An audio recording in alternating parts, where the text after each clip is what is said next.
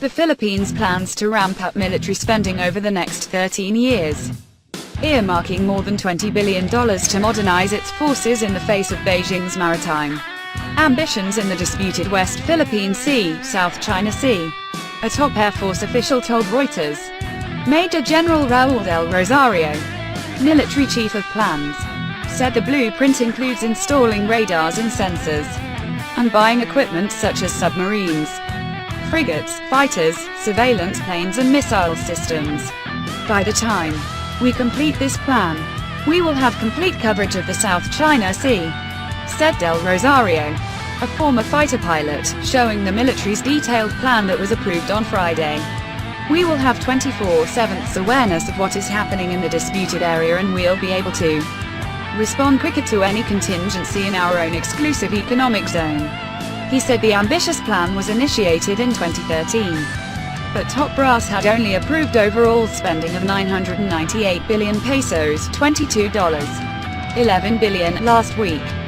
Del Rosario said 83 billion pesos had been earmarked for the first 5 years, 444 pesos for the second 5 years and 471 billion pesos for the last 5 years.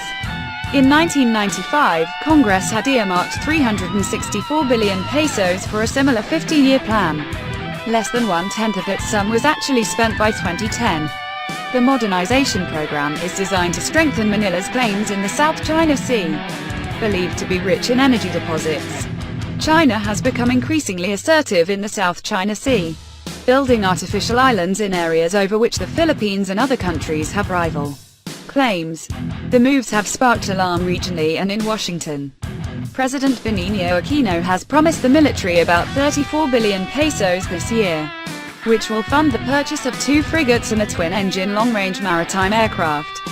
So far, the government has given the military 9 pesos, 4 billion in 2014. This has been used to purchase 8 combat utility helicopters and as a down payment for 12 Fa-50 fighter trainers from South Korea. 2 of the aircraft are expected in 2016. Del Rosario said that between 2018 and 2023 the Philippines would buy electric diesel submarines and advanced missile systems.